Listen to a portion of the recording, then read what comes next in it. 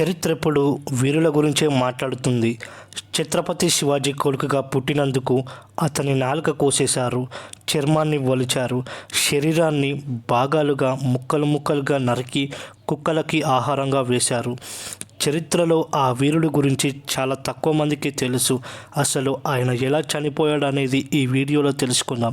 ఈ వీడియో ఎక్కడ స్కిప్ చేయకుండా చూడండి. ముందుగా ఈ వీడియోకి ఒక లైక్ చేయండి. శంభాజీ 1657 మే 14న మహారాష్ట్రలోని పూణే నుండి 50 కిలోమీటర్ల దూరంలో ఉన్న పురందర్ కోటలో జన్మించాడు.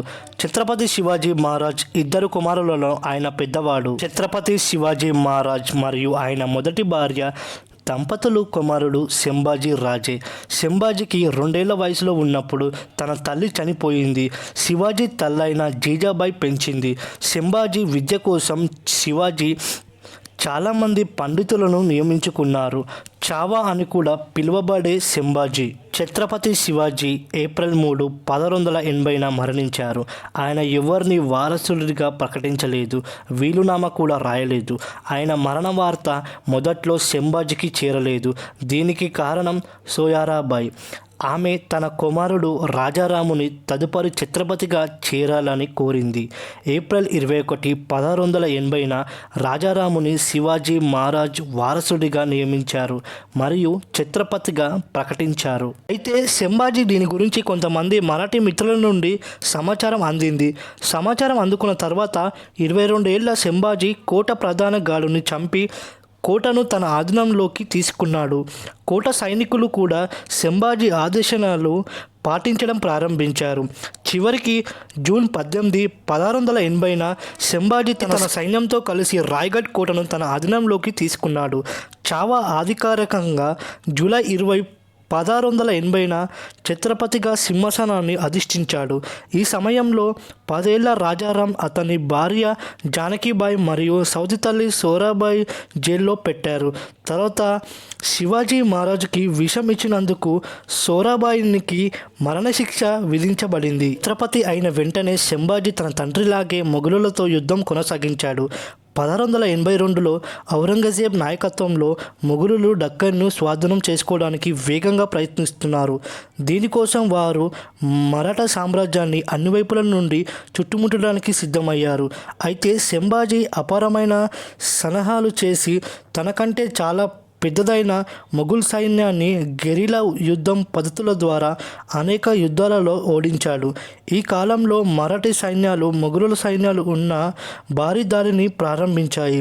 మరాఠీ దాడి చాలా ఘోరంగా ఉండడంతో మొఘలులు భారీ నష్టాన్ని చవిచూశారు. మరాఠాలు ఒకదాని ఒక తర్వాత ఒకటి దాడి చేయడం వల్ల మొఘలు పాలకులు 1685 వరకు మరాఠా సామ్రాజ్యంలో కొంత భాగాన్ని పొందలేకపోయారు. దీని తర్వాత కూడా ఔరంగజేబ్ మరాఠీ సామ్రాజ్యంపై దాడి చేయడానికి తన ప్రయత్నాలను కొనసాగించాడు. కానీ కఠినమైన వాతావరణం మరియు పీఠభూమి ప్రాంతాలలో మొఘలులకు పెద్ద విజయం సాధించలేదు. శంభాజీ మహారాజ్ పాలనలో మొఘల్ దళాలు మరాఠీ సామ్రాజ్యాన్ని స్వాధీనం చేసుకోవడానికి అనేక ప్రయత్నాలు చేశాయి. కానీ బీజాపూర్ మరియు గోల్కొండ తప్ప ఇతర ప్రదేశాలను స్వాధీనం చేసుకోవడంలో వారు విజయం సాధించలేదు. 1687లో మరాఠా సైన్యం మొఘలులు మరొక దాడికి తగిన సమాధానం ఇచ్చి విజయం సాధించింది. అయితే శంభాజీ నమ్మకస్తుడైన మరియు కమాండర్ అయిన అబింబిరావ్ మహమూద్ ఇందులో ప్రాణాలు కోల్పోయాడు. ఇది మరాఠా సైన్యానికి గణనీయంగా బలపరించింది. ఈ బలహీనత మధ్య మరాఠా సామ్రాజ్యంలో శంభాజీ శత్రువులు అతనిపై కుట్రలు పన్నారు మరియు అతనిపై గూఢచర్యం ప్రారంభించారు. 1689లో మరాఠా నాయకుల సమావేశం కోసం శంభాజీ సంగమేశ్వర్ చేరుకున్నాడు. మొఘల్ సైన్యం ఆయనపై మెరుపు దాడి చేసింది. శంభాజీని బహదూర్ గఢ్కు తీసుకెళ్లారు. అక్కడ ఔరంగజేబ్ ఇస్లాం మతాన్ని స్వీకరించమని శంభాజీని చాలా చిత్రహింసలు చేశాడు. అయితే శంభాజీ దానికి అంగీకరించలేదు. దీని తర్వాత ఆయన చేతులు మరియు మెడను చెక్క పలకకు కట్టి సంఖ్యలలో బంధించారు. ఒక సందర్భంలో ఔరంగజేబ్ కళ్ళు దించమని అడిగినప్పుడు శంభాజీ దానికి ఒప్పుకోలేదు. తర్వాత ఔరంగజేబు శంభాజీ కళ్ళు కూడా పీకేశాడు. స్థితిలో శంభాజీ కొన్ని రోజులు బ్రతికే ఉన్నాడు. కానీ మొఘల్ పాలకుడు తన హింసను ఇంకా పెంచింది.